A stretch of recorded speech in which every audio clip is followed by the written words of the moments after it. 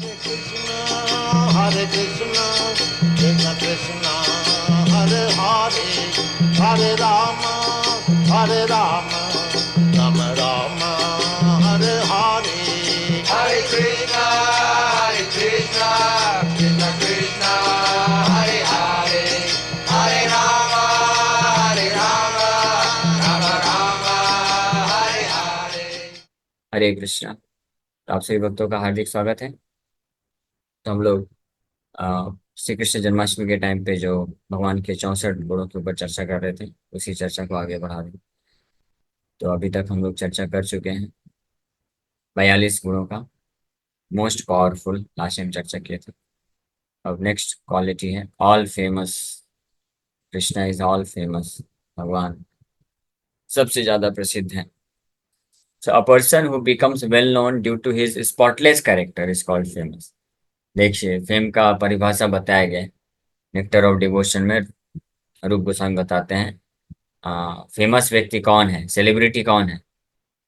वो व्यक्ति who is well known due to his spotless character, जो बिल्कुल पवित्र चरित्र है जिसका, उसको फेमस बोलते हैं। और आज के समय में देख सकते हैं कौन फेमस होता है, सेलिब्रिटी कौन बनता है।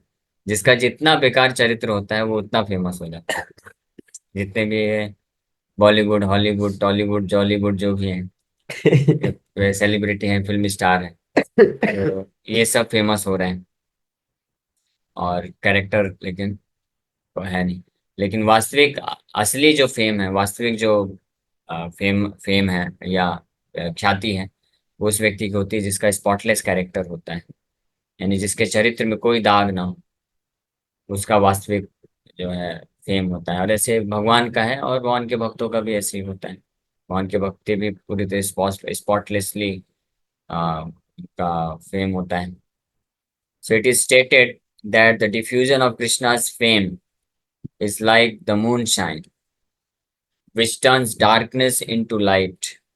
भगवान का जो फेम है, जो प्रसिद्धि है, वो चंद्रमा की किरणों की तरह है, जो अंधकार को नष्ट कर देती है, प्रकाशित कर देती है। In other words, if Krishna consciousness is preached all over the world, the darkness of ignorance and the anxiety of material existence will turn into the whiteness of purity, peacefulness, and prosperity. तो जो purity है, peacefulness है, और prosperity है, समृद्धि, शुद्धता और शांति, ये moon shine की तरह है, चंद्रमा की किरणों की तरह वाइट है, जो कि अज्ञानता रूपी अंधकार को नष्ट कर देती है। और इसी से जो है व्यक्ति फेमस होता है, उसी को फेम बोला जाए, ख्याति। So when the great sage Narada was chanting the glories of the Lord, the bluish line on the neck of Lord Shiva disappeared. बड़ा इंटरेस्टिंग है, देखिए। नारद मुनि जब भगवान शिव की सभा में कृष्ण का गुणगान कर रहे हैं, तो शिव जी के गले में जो नील है, नीलकंठ इसलिए उनका नाम पड़ा। वो क्यों नीला कलर का लाइन है? विष के कारण, विष के प्रभाव से नीला हो गया है। लेकिन भगवान का जो ग्लोरीज यानी ख्याति, भगवान की शुद्ध ख्याति का गुणगान नारद मुनि जैसे शुद्ध भक्त जब कर रहे हैं, तो उसको सुनने मात्र से शिव जी के गले से वो जो नील है, विष के कारण वो नष्ट हो गया। इसका मतलब इस संसार के समस्त जो विष हैं, ये जो जितने भी प्रकार के विष संबंधित चीजें होती हैं, ये नष्ट हो जाती है भगवान के शुद्ध ख्याति के संपर्क में आने से। यानी लोगों के हृदय की जो वासनाएं हैं, अज्ञानता है, वो सब नष्ट हो जाता है भगवान की पवित्र ख्याति को सुन करके। वहीं दूसरी ओर इस संसार के लोगों की जो भौतिकवादी लोगों की जो ख्याति है, उसको सुनने से बल्कि और क्या बढ़ जाता है, वासना बढ़ जाती है। और जो है जिसका कंठ नीला नहीं रहता है वो और नीला हो जाता है। तो यहाँ पे भगवान कृष्ण की ख्याति का इस प्रकार से वर्णन है। ये प्रभाव है भगवान कृष्ण की असली ख्याति का प्रभाव। Upon seeing this, Gauri, the wife of Lord Shiva, suspected Lord Shiva of being someone else disguised as her husband, and out of fear, she immediately left his company. तो जब भगवान गौरी, माता पार्वती जब देखी ऐसा कि वो समझ नहीं पाई, तो नीलकंठ जो है अभी नीलकंठ नहीं रह गए, तो उनको डाउट हो गया, ये कौन है, मेरे पति है या कोई और है। यानी इस हद तक ट्रांसफॉर्मेशन आ गया भगवान कृष्ण की शुद्ध ख्याति को सुन करके। Upon hearing the chanting of Krishna's name, Lord Balaram saw that his dress had become white, although he was generally accustomed to a bluish dress. भगवान बलराम नीलांबर कहलाते हैं, नीलांबर नीला कलर का धोती पहनते हैं। लेकिन कृष्ण की जो शुद्ध ख्याति है उसको सुनने मात्र से, कृष्ण के पवित्र नाम का कीर्तन सुनने से भगवान बलराम की धोती का कलर बदल गया, नीला से क्या हो गया, व्हाइट हो गया। ये भी एक प्रभाव है। And the cowherd girls saw all of the water of the Yamuna river turn into milk, so they began to churn it into butter. तो गोपियां जो है देखी कि यमुना का जो जल है जो ब्लैकिश होता है, तो वो भगवान कृष्ण के गुणगान सुनने के कारण, ख्याति सुनने के कारण वो व्हाइटिश कलर का हो गया, सफेद कलर का हो गया। और गोपियों को ये भ्रम हो गया कि शायद ये दूध है, और वहां पे बैठ के वो मिल्क चर्न करने लग गए, हाँ, बटर बनाने के लिए। In other words, by the spreading of Krishna consciousness or the glories of Krishna, everything became white and pure. जो white white and pure, शुद्ध और सफेद जो है शुद्धता का प्रतीक माना जाता है। तो ये प्रभाव है भगवान कृष्ण की असली ख्याति का अगर कोई प्रचार प्रसार करता है, गुणगान करता है, तो उसका हृदय भी जो है वाइट एंड प्योर हो जाएगा, उसका जीवन भी, समाज भी इस प्रकार से वाइट एंड प्योर हो सकता है, शुद्धता के वातावरण को प्राप्त कर सकता है। ये भगवान का ऑल फेम है, फेमस। नेक्स्ट क्वालिटी है पॉपुलर। तो फेमस और पॉपुलरिटी में अंतर है इसका मतलब। फेमस मतलब जिनकी ख्याति के प्रभाव से सब कुछ शुद्ध हो जाता है, जिनके गुणगान से जो व्यक्ति या समाज या वो जगह पवित्र हो जाता है, उसको फेम बोलते हैं। और पॉपुलर मतलब जो वेल नोन है। Any person who is very dear to people in general is called a popular man. प्रसिद्ध है, पॉपुलर मतलब प्रसिद्धि, और फेम मतलब ख्याति। As for Krishna's popularity, there is a statement in the first canto, 11th chapter, verse 9 of Srimad Bhagavatam, that deals with his returning home from the capital of Hastinapur. ये प्रथम स्कंद के 11वें अध्याय के 9वें श्लोक में ये वर्णन है, भगवान जब हस्तिनापुर से रिटर्न हो रहे हैं। अभी महाभारत का युद्ध हो गया, हस्तिनापुर के राजा चक्रवर्ती सम्राट बन गए युधिष्ठिर महाराज। भगवान सबको सेटल करने के बाद अपने रथ में बैठ करके निकल पड़े। कुंती महारानी उसी टाइम पे बहुत सुंदर प्रार्थना अर्पण करती हैं। तो जब भगवान वहां से निकल रहे हैं तो उनकी पॉपुलैरिटी के बारे में इसमें बताया गया है। यर्यम्बुजाक्ष पसार भो भवान कुरुन् मधुन वार्थ सुहृद्दीक्षया तत्राब्द कोटि प्रतिमः क्षणो भवेत् रविं पिनाक्षोरिव नस्तवाच्युता। तत्र अब्द कोटि, करोड़ों करोड़ों बोला जा रहा है। O lotus eyed lord, whenever you go away to Mathura Vrindavan और Hastinapur to meet your friends and relatives, every moment of your absence seems like millions of years, O infallible one. At that time, our eyes become useless as if bereft of the sun. इस प्रकार से ये भगवान की popularity, भगवान कितने dear हैं, ये so dear to people in general. ये प्रार्थना कर रहे हैं कि एक क्षण के लिए भी भगवान न रहने, अनुपस्थिति वो लाखों लाखों वर्षों के समान वक्त को प्रतीत होता है। इसका इस तरह से ये पॉपुलैरिटी के बारे में बताया जा रहा है। सो while he had been absent from the Dwarka at the battlefield of Kurukshetra, all the citizens of Dwarka had become morose. Then when he returned, the citizens joyfully received him and said, "Dear Lord, while you..." हाँ, brightness पर उसमें नहीं पड़ता था, नहीं नहीं, तो मेरा इसमें बोलना। Dear Lord, while you were absent from the city, we passed our days in the darkness of night. As in the darkness of night, every moment appears to be a long duration of time. So while you were gone, every moment appeared to us like millions of years. Your separation is completely unbearable to us. This statement shows how popular Krishna was all over the country. तो भगवान द्वारका छोड़ के हस्तिनापुर जाते हैं तो द्वारका वासियों को इस प्रकार से अनुभूति होती है। हस्तिनापुर छोड़ करके द्वारका जाते हैं तो ऐसा अनुभव करते हैं वहां के भगवान। जब हस्तिनापुर से वापस द्वारका आते हैं तो द्वारका के जो मुख्य द्वार है, सिटी का गेट है, वहां पे प्रवेश करने के पहले ही सारे बहुत हजारों लाखों की संख्या में द्वारकावासी गेट के पास आ जाते हैं वहां को रिसीव करने के लिए। वहां इतने पॉपुलर हैं और हर प्रकार के लोग आते हैं। जो क्षत्रिय हैं, ब्राह्मण, क्षत्रिय, वैश्य, शूद्र, चारों कैटेगरी के लोग आते हैं। और जो इन चारों कैटेगरी के परे हैं वो लोग भी आते हैं।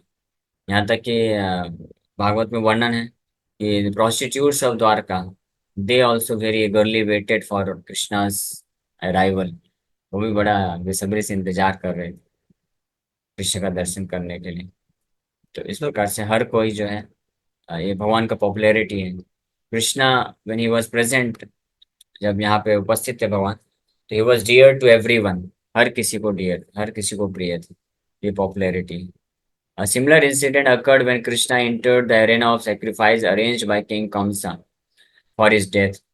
As soon as he entered the place, all the sages began to cry, Jai, Jai, Jai, which means victory, victory. Krishna was a boy at that time, and all the sages offered their respectful blessings to him. The demigods who were present also began to offer beautiful prayers to Krishna, and the ladies and girls present expressed their joy from all corners of the arena. In other words, there was no one in that particular place with whom Krishna was not very popular. तो ये भी एक दूसरा incident है कि जब भगवान कंस को वध करने के लिए एरेना में आते हैं, तो रेसलिंग एरेना, तो वहां पे जैसे ही प्रवेश करते हैं भगवान, तो सब लोग आ, भगवान को अप्रिशिएट करते हैं। अलग अलग तरीके से, अलग अलग भाव से लोग भगवान की सुंदरता को अप्रिशिएट करते हैं। कोई भगवान के स्ट्रेंथ को अप्रिशिएट करता है, भगवान का जो है अल्लाह जो दिव्य गुणों को अप्रिशिएट करते हैं। और सब अलग अलग स्थिति के अनुसार, जो ब्राह्मण हैं, सेजेस हैं, तो भगवान को आशीर्वाद दे रहे हैं। और इस प्रकार से सब भगवान के तरफ, भगवान सबको डियर हैं, प्रिय हैं, ऐसा उस इंसिडेंट में प्रतीत होता है। तो इस प्रकार से भगवान is all popular and all famous. Next 45 quality. ये क्वालिटी जो है कृष्ण के भक्तों के अंदर भी पाई जाती है। शुद्ध भक्तों की बात कर रहे हैं। शुद्ध भक्तों में भी जैसे कृष्ण का ऐसा है, वैसे शुद्ध भक्तों का भी ये गुण पाया जाता है। ऑल फेमस, जैसे हमने चर्चा किया। ऑल फेमस का मतलब होता है कि जिसके ख्याति या जिनके संपर्क में आने से व्यक्ति पवित्र हो जाता है या शुद्ध हो जाता है। जैसे भगवान के शुद्ध भक्त श्रील प्रभुपाद जी के संपर्क में आने से जो जितने भी प्रकार के पतित से पतित लोग थे, उनके जीवन में पवित्रता आ गई। ये प्रभुपाद जी का ख्याति। और प्रभुपाद जी जब थे, भ्रमण कर रहे थे, तो पूरे पृथ्वी में भ्रमण करते थे, एक जगह पे ज्यादा दिन नहीं रुकते थे। तो जिस भी सेंटर में, जिस भी इस्कॉन मंदिर में जाते थे प्रभुपाद जी, तो सब भक्त लोग बड़े ही उत्साह के साथ इंतजार करते थे और चाहते थे कि प्रभुपाद जी यहीं पे रहें और कुछ महीने रहें। तो फिर जब प्रभुपाद जी देखे, और कई भक्त लोग फोर्स करते थे प्रभुपाद जी को रुकने के लिए, जाने नहीं देते थे, प्रभुपाद जी फाइनली फिर एक ऐसा नियम बनाए कि जो भी इस्कॉन सेंटर्स सबसे ज्यादा मात्रा में बुक डिस्ट्रीब्यूशन करेगा, उस इस्कॉन सेंटर में मैं 1 महीने लगातार रुकूंगा। ऐसा प्रभुपाद जी दिए थे। तो इससे प्रेरित होकर के सब भक्त लोग खूब बुक डिस्ट्रीब्यूशन करते थे। और जो भी फर्स्ट आता था, टॉप रहता था, तो प्रभुपाद जी उस सेंटर में जाते थे और 1 महीना लगातार रुकते थे। तो इससे प्रभुपाद जी की पॉपुलैरिटी के बारे में हाँ ये पता चलता है कि सब भक्त लोग कितना ईगर रहते थे। और कहीं भी जाते थे प्रभुपाद जी, तो एयरपोर्ट में ही सैकड़ों सैकड़ों भक्त लोग आकर के कीर्तन करते थे और रिसीव करते थे। एक जगह तो अ, कौन सा सिटी है, वहाँ पे एयरपोर्ट में भक्त भक्त लोग भी आए। और उस सिटी के जो कमिश पुलिस फोर्स है, वो पुलिस फोर्स बहुत सारे गाड़ी में पुलिस वालों को लेकर के और प्रभुपाद जी को रिसीव करके लेके गए। जैसे कोई बहुत बड़ा राजा जाता है, आगे आगे पुलिस की गाड़ियां चलती हैं, फिर पीछे से रॉयल्स रोड जो कार है, जो सबसे फेमस कार थी उस समय की, तो उसमें प्रभुपाद जी को रिसीव करके लेके जा रहे थे सब लोग। तो इस प्रकार से भगवान भगवान के भक्तों का ख्याति और प्रसिद्धि ऑटोमेटिकली स्वाभाविक रूप से आ जाती है। और ये प्रसिद्धि के बारे में ऐसा बताया गया है, पॉपुलैरिटी, कि ये इसका स्वभाव क्या है कि जो व्यक्ति प्रसिद्धि के पीछे भागता है, प्रसिद्धि उससे कोसों दूर चली जाती है, और जो प्रसिद्धि से बचता है उसके पास प्रसिद्धि दौड़ दौड़ के आती है। ये स्वभाव है, ये दो चीज का ये स्वभाव है, शांति और प्रसिद्धि। शांति या आ, वो बोलते हैं ना, आशा ही परमम दुखम। आशा ही परमम दुखम। आशा ही जो है बहुत परम दुख। त्यागात शांतिम अनंतरम। अगर कोई त्याग कर दे कि नहीं चाहिए इस भौतिक संसार में कोई सुख शांति हमको चाहिए ही नहीं, हमको केवल कृष्ण का भक्ति चाहिए, तो ऐसे भक्त लोग को परम शांति मिल जाती है और बहुत सुख भी मिल जाता है, भौतिक रूप से भी अपने आप उनको मिल जाता है जो इच्छा नहीं रखते हैं। तो भौतिक संसार में जो ये दोनों उल्टा कैलकुलेशन है, आध्यात्मिक और भौतिक गणित जो है अलग अलग चलती है, विपरीत चलती है। भौतिक संसार में जो व्यक्ति जितना भौतिक सुख प्राप्त करने की चेष्टा करता है उसको उतना दुख मिलता है, भौतिक सुख उतना दूर भागता है। और अगर भौतिक रूप से कोई जितना संतुष्ट रहता है उसको उतना भौतिक सुख और शांति समृद्धि मिलती है। और आध्यात्मिक रूप से उल्टा है। आध्यात्मिक जगत में जो व्यक्ति आध्यात्मिक जो सेवा है या भगवान के प्रति प्रेम है और आध्यात्मिक सुख को प्राप्त करने की जितनी इच्छा रखता है, लौल्यम रखता है, उतना उसको मिलता है। और जितना संतुष्ट रहता है, उदासीन रहता है, उतना वो भक्ति से दूर चला जाता है। इसीलिए बोला जाता है कि भक्तों को स्पेशली संतुष्ट रहना चाहिए भौतिक चीजों के लिए, और आध्यात्मिक चीजों के लिए कभी संतुष्ट नहीं रहना चाहिए।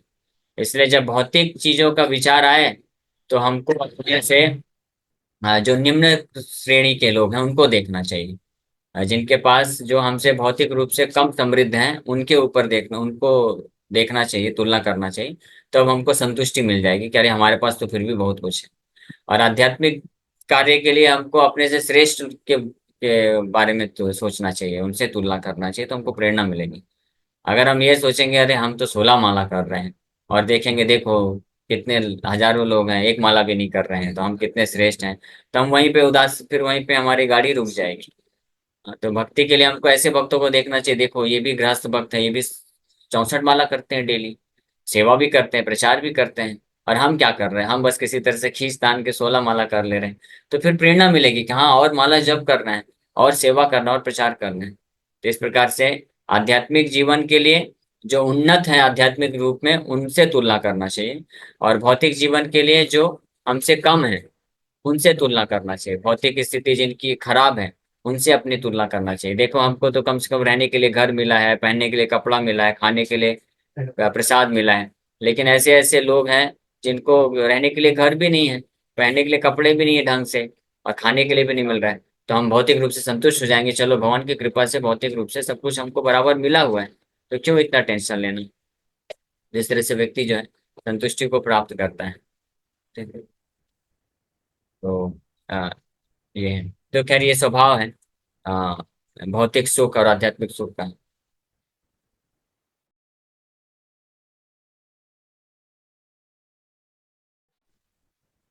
तो ये पॉपुलैरिटी हमने चर्चा की। अब नेक्स्ट क्वालिटी है 45 नंबर, पार्शियलिटी टू डिवोटीज।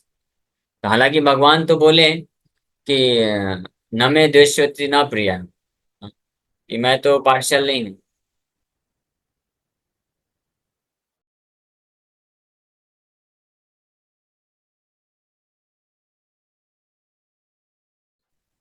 तो भगवान गीता में तो बोले कि ना तो मेरा कोई मित्र है ना ही मुझे किसी से द्वेष है, लेकिन ये तू भजन्ति माम भक्त्या मयि तेषु चाप्यहम्। लेकिन जो मेरा भजन करता है मैं उसके प्रति स्पेशली इंक्लाइंड हो जाता हूँ। ये है partiality to devotees. So although Krishna is the supreme personality of Godhead and is therefore not partial to anyone, it is stated in Bhagavad Gita that he has a special attraction for a devotee who worships his name in love and affection. When Krishna was on this planet, one devotee expressed his feeling in this way. My dear Lord, if you had not appeared on this planet, then the asuras, demons, and the atheists would have surely created havoc against the activities of the devotees. I cannot imagine the magnitude of such devastation prevented by your presence. From the very beginning of his appearance, Krishna was the greatest enemy of all demonic persons, although Krishna's enmity toward the demons is actually comparable to his friendship with the devotees. This is because any demon who is killed by Krishna receives immediate salvation. तो ये भगवान जब आते हैं, भगवान की लीलाओं से ये अपने आप प्रकट पता चलता है कि भगवान अ, हालांकि पार्शियल नहीं है, इम्पार्शियल है, यानी किसी के पक्षपात नहीं करते हैं, लेकिन फिर भी अपने भक्तों के प्रति इंक्लाइंड होने के लिए, पार्शियल होने के कारण भगवान जो असुरों का संहार करते हैं। ऐसा प्रश्न भी इसलिए सिक्स कैंटो के अंत में पूछा गया था। परीक्षित महाराज पूछे कि भगवान तो पूरी तरह से भौतिक जगत के परे हैं, द्वंद्व से परे हैं, तो वो कैसे असुरों का वध क्यों करते हैं? तो इससे ये पता चलता है कि भगवान पार्शियलिटी करते हैं।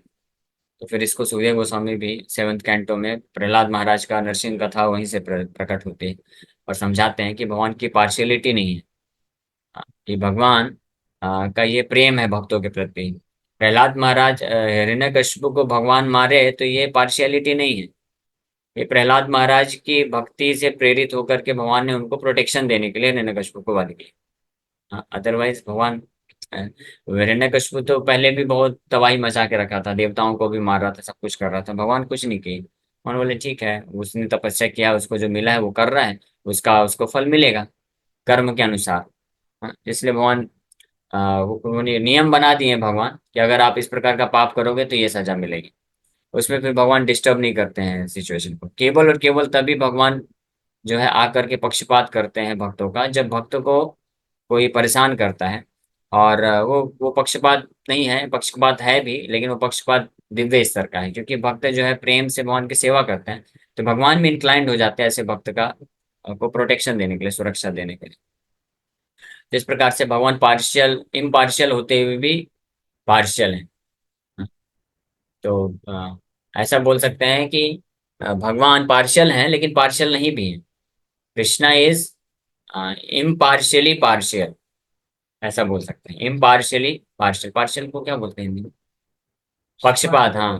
भगवान इम्पार्शियली पार्शियल है, मतलब अ, किसी का पक्ष नहीं लेते हैं लेकिन फिर भी पक्षपात करते हैं। इम्पार्शियली पार्शियल का मतलब है कि भगवान पार्शियल होते हैं भक्तों के लिए, लेकिन भगवान इम्पार्शियल हैं कि कोई भी उनका भक्त बन सकता है।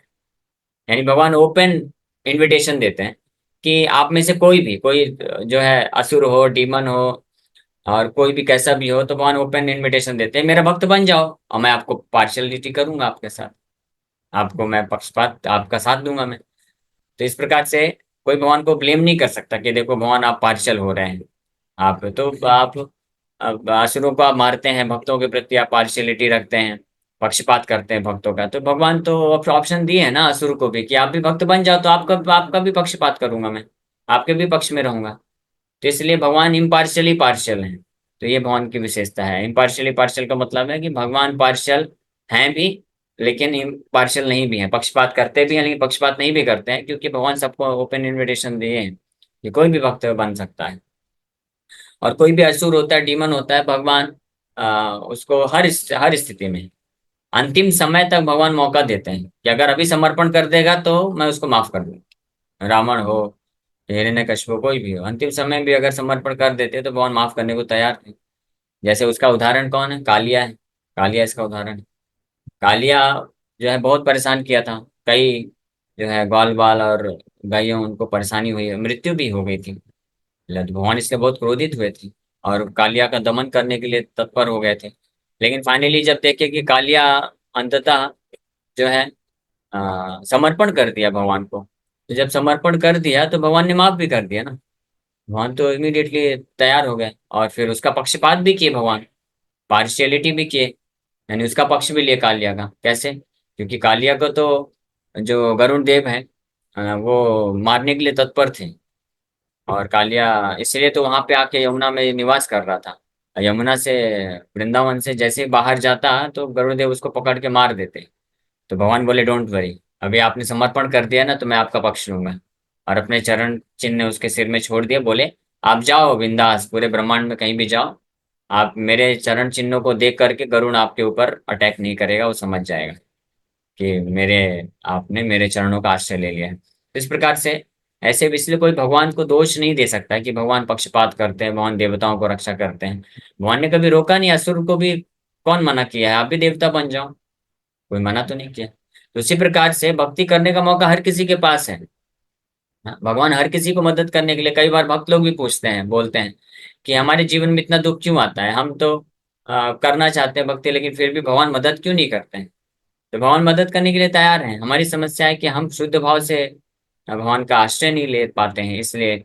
नहीं तो हम अगर ले तो हो सकता है। और सबके लिए ओपन इनविटेशन है, इसलिए प्रभुपाद जी बोले कि आपकी क्या समस्या है, आपको शुद्ध भक्त बनने से कौन रोक रहा है, आप भी बनो। नाम जप करना है, सबके लिए नाम जप करने का मौका है, सबके लिए भगवान कृष्ण को भोग लगाने का मौका है। सब कोई जो है भगवान का सेवा कर सकते हैं, कथा सुन सकते हैं। कथा इसमें कोई पार्शलिटी नहीं है, ओपन है। इस्कॉन के जितने भी मंदिर है सब ओपन है हर किसी के लिए। लेकिन कुछ लोग आते हैं, कुछ लोग नहीं आते हैं। तो जो लोग आते हैं वो लोग भगवान की कृपा को प्राप्त कर लेते हैं, जो नहीं आते हैं नहीं प्राप्त कर पाते हैं। तो इसमें कोई पार्शियलिटी वाली बात नहीं। लेकिन भगवान अपने भक्तों के लिए पार्शियल हैं, भक्तों के प्रति पार्शियल होते हैं, पक्षपात करते हैं। तो is Krishna is impartially partial. Okay, तो इसी के साथ यहीं पे विराम करेंगे। Thank you very much. Hare Krishna Hare Krishna Krishna Krishna Hare Hare Ram. Yes, किसी वक्त का कोई प्रश्न है पूछ सकते हैं।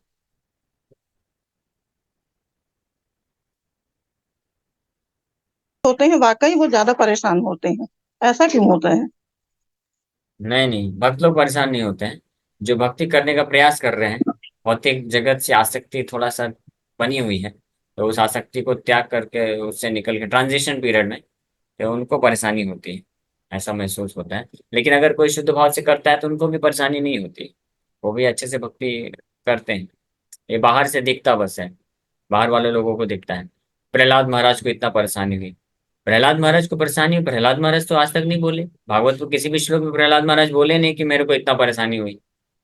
उल्टा तो प्रहलाद महाराज, भगवान को लग रहा था अरे प्रहलाद तुमको बड़ी परेशानी हुई बेटा, अभी चलो वैकुंठ है। प्रहलाद महाराज ना ना ना ना, मेरे को कोई परेशानी नहीं है, मैं तो महामग्न चित्ता है, मैं तो महामग्न हूँ पूरी तरह से। तो वीर गायन महामग्न चित्ता, आपके वीर कथाओं के बारे में गान करके श्रवण कीर्तन करके मैं तो बड़े दिव्य आनंद में हूँ। तो मुझे कोई टेंशन नहीं, मुझे यही रहने दीजिए। मेरा एक ही फिर प्रहलाद महाराज बोलते हैं हाँ हाँ एक टेंशन है, शायद आप देखे होंगे तो आपको लगा होगा कि मैं थोड़ा चिंता में हूँ। मेरा एक चिंता है, क्या है, सोचे सोचे मतलब मेरी ये चिंता है। सोचे ततो विमुख चेतसाम इंद्रियार्थम माया सुखाम विमूढ़ान। हाँ, उद्वहतो विमूढ़ान। कि जब मैं ये देखता हूँ, सोचता हूँ इन लोगों के बारे में कि ये लोग माया सुख के पीछे इतने पागल हो रहे हैं और आपसे दूर जा रहे हैं, तो मुझे बड़ी टेंशन हो जाती है। बड़ा यही मेरा सबसे बड़ा कष्ट है। और ये कष्ट को दूर करने के लिए तो मैं बोल रहा हूँ कि मुझे आपके साथ नहीं जाना है। मुझे यहीं पे हम मेरे गुरुदेव नारद मुनि का सेवक, तब भृत्य सेवा, आपके भृत्य है नारद मुनि, आपके दास हैं। और उनका सेवा मैं करना चाहता हूँ। क्या सेवा? प्रचार का सेवा। वो प्रचार कार्य में लगे हुए हैं, अकेले घूमते रहते हैं। तो अपना उनका मुझे असिस्टेंट बना दीजिए, उनके साथ साथ मैं प्रचार के लिए जाऊंगा। तो प्रहलाद महाराज कभी नहीं बोले कि उनको कष्ट हुआ है। भागवत में कोई भी भक्त नहीं बोले। कुंती महारानी तो ये बोलती हैं कि और कष्ट दीजिए, क्योंकि वो कष्ट है ही नहीं, उस कष्ट में उनको दिव्य आनंद मिल रहा है क्योंकि कृष्ण उनके साथ, तो इसलिए और मांग रहे हैं। तो ये एक मिसकंसेप्शन है, भक्तों को कभी कष्ट नहीं होता है। लेकिन हम लोग को कष्ट होता है तो ये नहीं सोचना चाहिए कि हम भक्तों को कष्ट क्यों होता है, हम अभी भक्त बने नहीं, हम तो प्रयास कर रहे हैं। हमको भाई कष्ट प्रभु जी, क्यों होता है, मैं आपको बता देता हूँ उदाहरण। मैं थोड़ा स्ट्रेट फॉरवर्ड बोल देता हूँ, फिर आप और पूछ लीजिएगा। जैसे जी कोई मरीज होता है, बीमार व्यक्ति होता है, तो अभी डॉक्टर के पास गया है, तो डॉक्टर इलाज करता है तो उसको कष्ट होता है। तो फिर कोई दूसरा व्यक्ति बोले देखो वो तो बेचारा घर से अच्छे से ठीक है, उसका कोई चोट लगी थी, घाव लगा था, थोड़ा थोड़ा कष्ट हो रहा था, तो चल चल के कम से कम आ तो गया। अभी डॉक्टर के पास आने के बाद उसका दुख दूर होना चाहिए, तो लेकिन डॉक्टर तो ऐसा सर्जरी किया, बेचारा चीख रहा है, रो रहा है, वो तो बैठ भी नहीं पा रहा है, अब चलना तो दूर की बात है, तो कष्ट बढ़ गया। तो ऐसा लगता है वो ट्रीटमेंट है। उसका जो है सफाई का कार्य चल रहा है। तो हमारे इसी प्रकार से इस संसार में भौतिक आसक्ति बनाए रखने के कारण और उसी को एंजॉय करने के कारण व्यक्ति जो है संसार में दुख भोगता है। लेकिन उससे ज्यादा फिर कष्ट उठाना पड़ता है जब उस आसक्ति को नष्ट करने का टाइम आता है। तो धीरे धीरे जब शुद्धिकरण होता है तो आसक्ति को छोड़ते वक्त वो थोड़ा सा कष्ट होता है। लेकिन वो कष्ट वास्तव में कष्ट नहीं है, वो तो प्यूरिफिकेशन है, वो तो इलाज है। एक बार इलाज हो जाएगा, स्वस्थ हो जाएगा, फिर तो कहीं पे भी रहे अच्छे से जीवन यापन करेगा, कोई दुख नहीं। तो हमारा जो परिभाषा है कष्ट और दुख क्या है वो हमको क्लियर होना चाहिए। अगर हम भक्ति कर रहे हैं ये सोच करके कि हमारे जीवन में हमेशा सुख समृद्धि बने रहे, धन संपत्ति आवे, कष्ट मिटे तन का, तो फिर ये हमारा गलत डेफिनेशन है कि भक्ति करने से ये सब प्राप्त होगा। हाँ, बल्कि ये सारी चीजें रहने से हम दुखी हैं, संसार में हम फंसे हुए हैं, ये हमको रियलाइज करना चाहिए। ये समय भी हो गया है, लेकिन बहुत अच्छा प्रश्न आपने पूछा। पहले अध्याय के प्रभु जी 26 नंबर श्लोक में, हरे कृष्ण प्रभु जी। हाँ बोलिए बोलिए, सुन रहे हैं। हाँ, ये गीता अपने गीता के पहले अध्याय के 26 नंबर श्लोक में, अरे तो ये बाद में पूछेगा ना, ये अभी हम लोग कुछ और चर्चा कर रहे थे। ये तो मतलब आज के स्वर्ग प्राप्त हुआ था क्योंकि वो अपने कर्म के प्रति निष्ठा था। तो ऐसा तो गलत हुआ ना, क्योंकि जो गलत करेगा उनको भी स्वर्ग प्राप्त हुआ, तो फिर जो अच्छा करेगा उसको प्रेरणा कैसे मिलेगी? वो भी गलत करने की नहीं नहीं, उससे। दुर्योधन को पहली बात तो ये मैंने तो नहीं सुना कि दुर्योधन को स्वर्ग प्राप्त हुआ अपने कर्तव्यों को पालन करने के कारण। लेकिन अगर ऐसा मेंशन भी होगा तो दुर्योधन और जो कृष्ण लीला में कृष्ण के साथ जो पास्ट टाइम किए, वो सब जो है नित्य पार्षद हैं। दुर्योधन कोई साधारण व्यक्ति नहीं है। दुर्योधन जो है बलराम जी का एसोसिएट है, तो उसके कारण वो ओरिजिनल पोजीशन उनका कुछ होगा तो मिला होगा। लेकिन ऐसा नहीं है कि वो भगवान के भक्तों और कृष्ण के प्रति विरोध किए और ये अपना कर्तव्य मान के किए, इसके कारण उनको वो मिला, ऐसा नहीं है। बल्कि इसके कारण तो दुर्गति हुई ना, इसके कारण तो फाइनली उनको युद्ध में हारना पड़ा, अपने सभी भाइयों को खोना पड़ा, और अंतिम में उनको भी मृत्यु को प्राप्त हुए। तो ये तो गलत ही रिजल्ट मिला।